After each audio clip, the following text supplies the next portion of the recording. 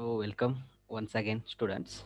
So, uh, in your physical chemistry topic, physical phase equilibria, we have seen introductory part as well as water system. So, today we will see further another system, that is sulfur system.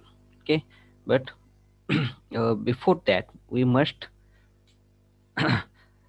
must know about the polymorphism. Okay, again, this is one component system. Sulfur system is one component system, but there is difference between water system and sulfur system.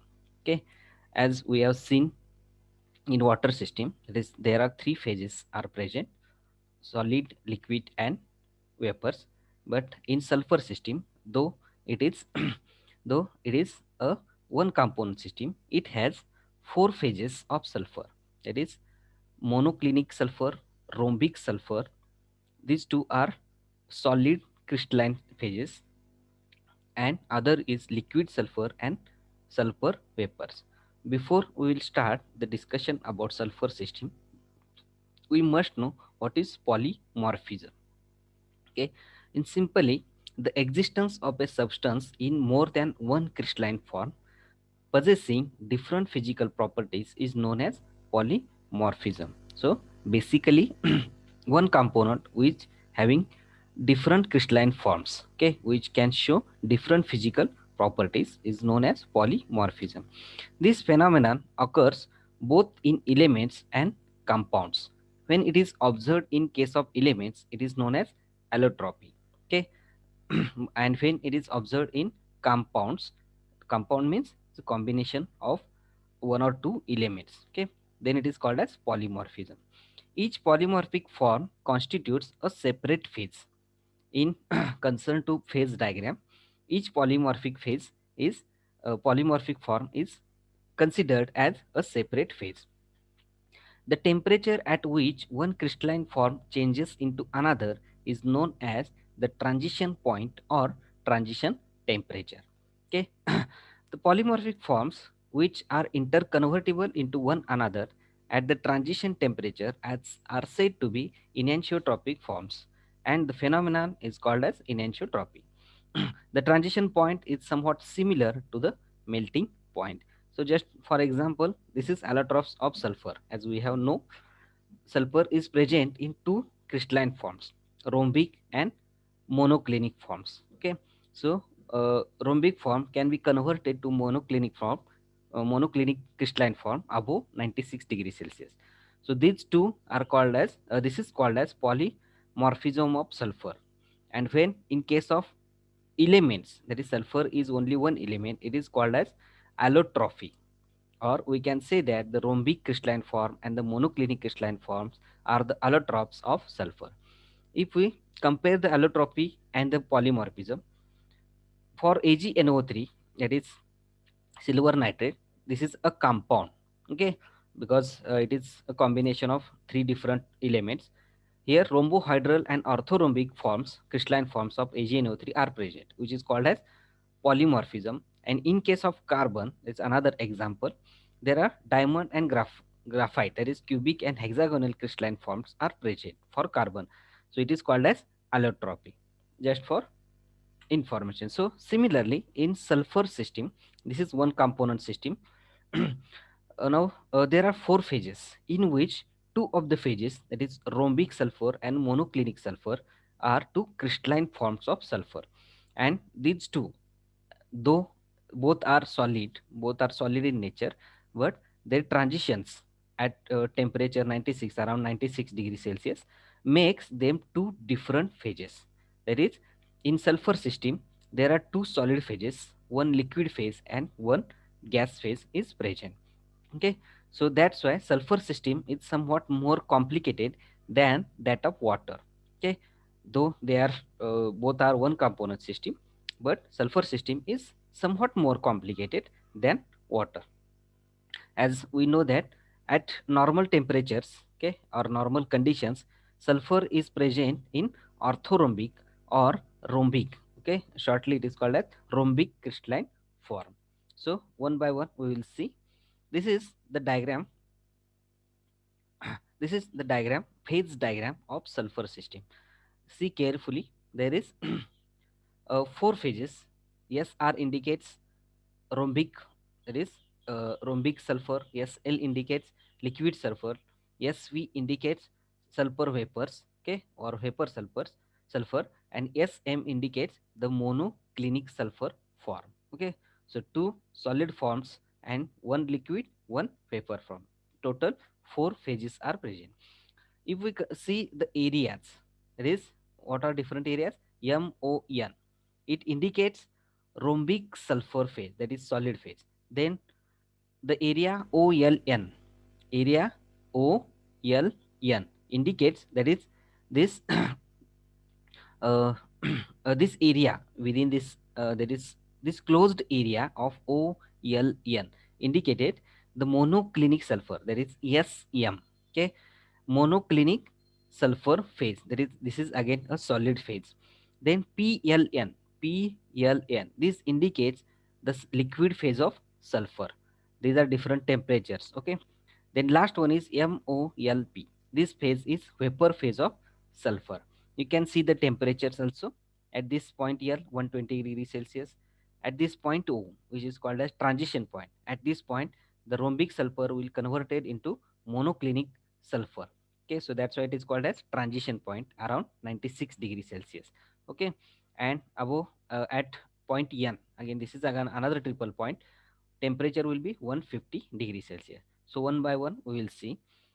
If we consider the areas, all four areas, and if we apply the phase rule, okay, so we will get in areas only one phase is present. That's why the degrees of freedom are calculated are 2. That means all areas are bivariant. That means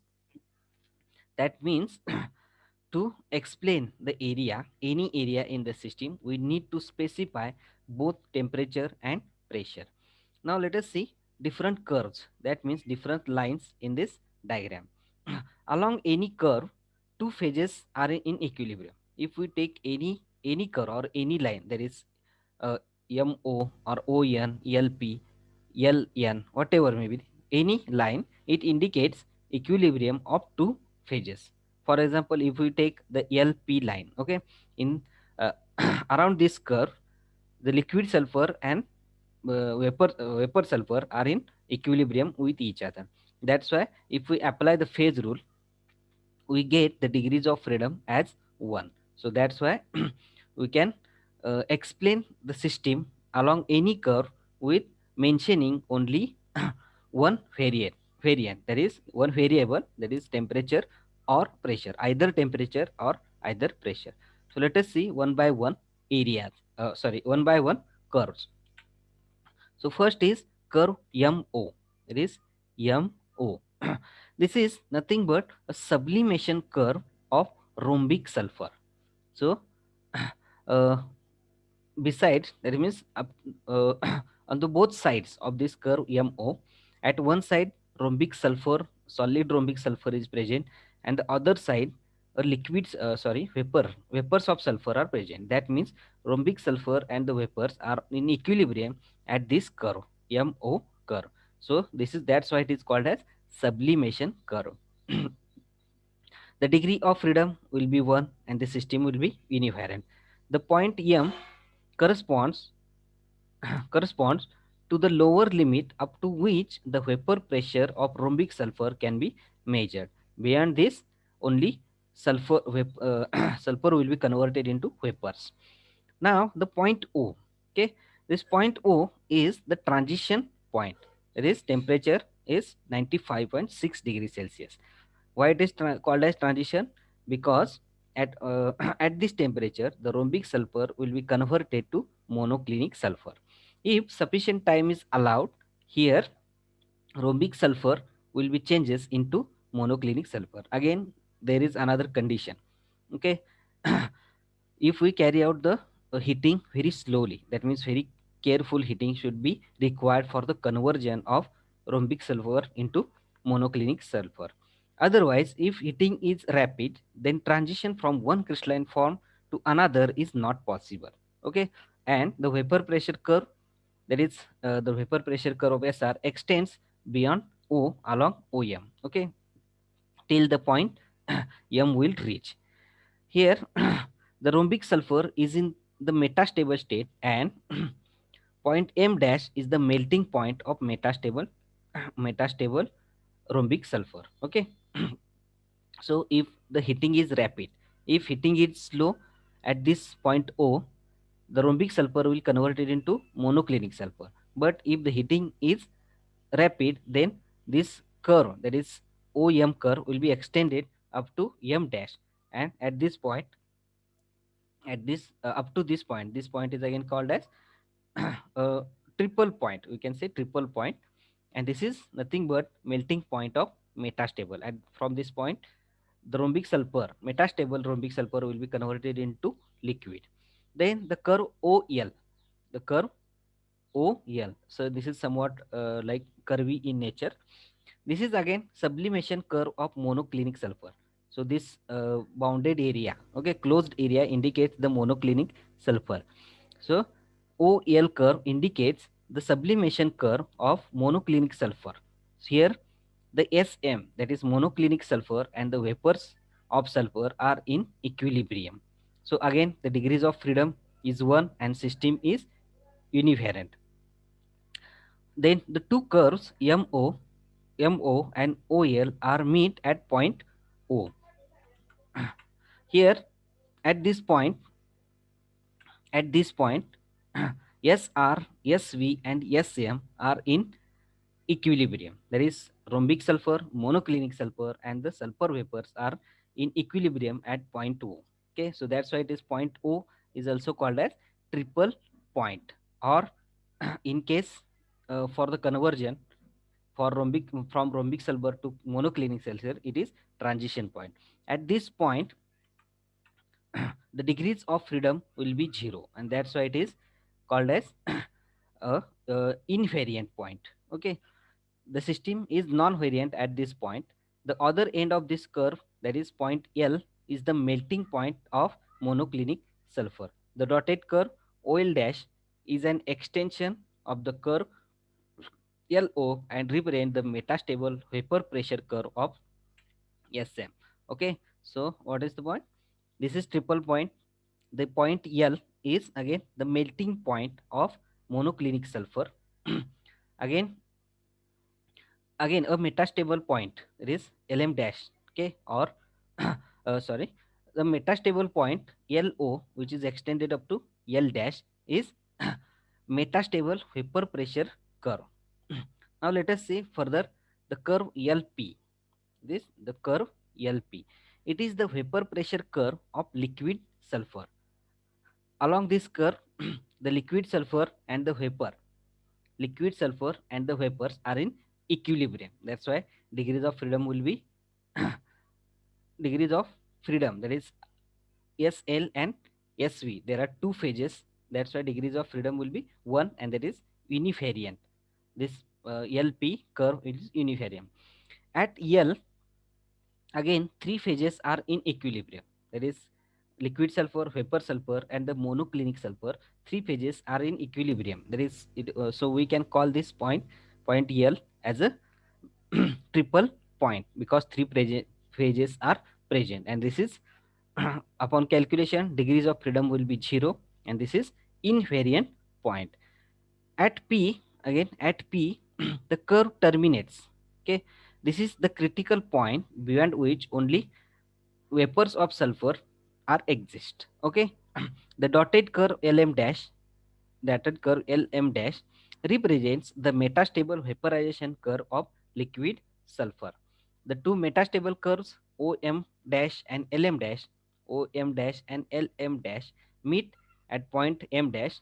Here, the metastable metastable rhombic sulfur, then metastable liquid sulfur, and vapors and sulfur vapors are in equilibrium.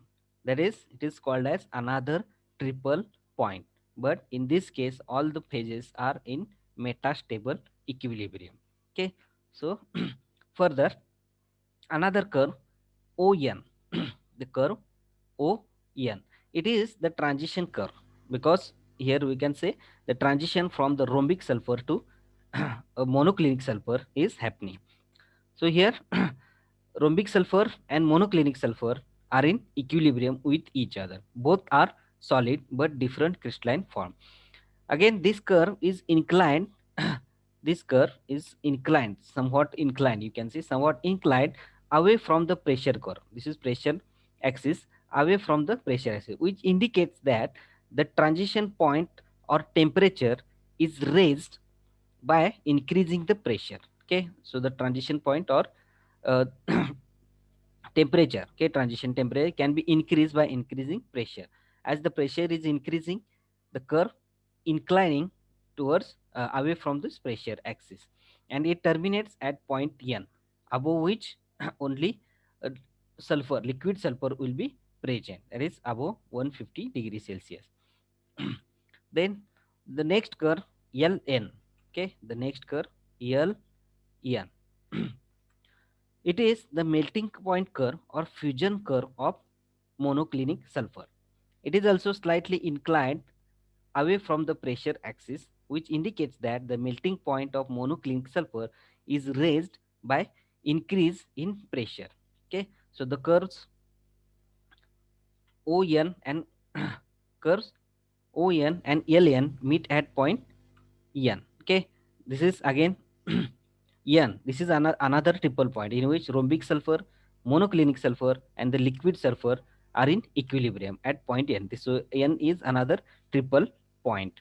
And the last is curve NM dash. This NM dash. Okay, so it represents the melting point curve of metastable rhombic sulfur. Don't confuse.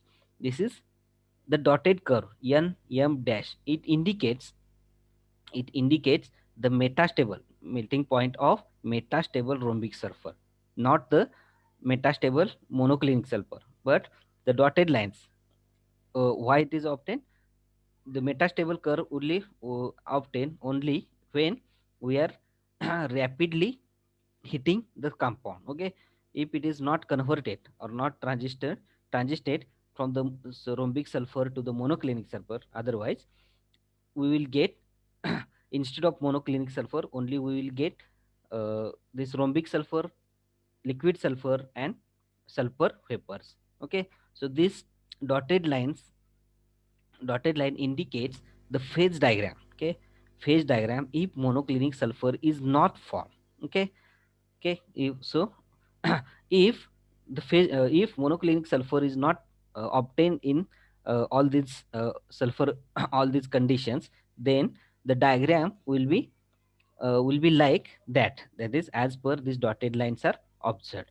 Okay, so this indicates the curve nm dash is melting point of metastable rhombic sulfur. Okay, now what are the characterization of transition point? At the point O, the two crystalline forms, that is rhombic sulfur and monoclinic sulfur, are in equilibrium with each other. This is the transition point or transition temperature. A transition point is quite definite like the melting point. It is similar like melting point, but only change is one crystalline form is converted into another crystalline form. That's why it is called as transition point instead of melting point. The transition point is affected by change of pressure, and it increases with rising pressure. Okay, then last one is triple points. How many triple points we got in this phase diagram of sulfur? There are four triple points. Point O, point O here phases rhombic sulfur, monoclinic sulfur, and the sulfur vapors are in equilibrium. At point L, there is monoclinic sulfur, liquid sulfur, and sulfur vapors are in equilibrium. At point N, rhombic sulfur, monoclinic sulfur, and liquid sulfur are in equilibrium. And at point M dash, rhombic sulfur, then the liquid sulfur, and vapors of sulfur are in equilibrium. But one thing is different, that is all these phases at point M dash are present as a metastable in metastable equilibrium, because This dotted lines indicates the metastable equilibrium. Okay, so there are four triple points, and all these triple points, the phase, all these triple points, the degrees of freedom will be zero. That means the system at this triple point will be non-variant. Okay, so this is about the sulfur system. In next lecture, we will see further uh, further phase diagrams and further two component or three component system. So now for today I will stop here.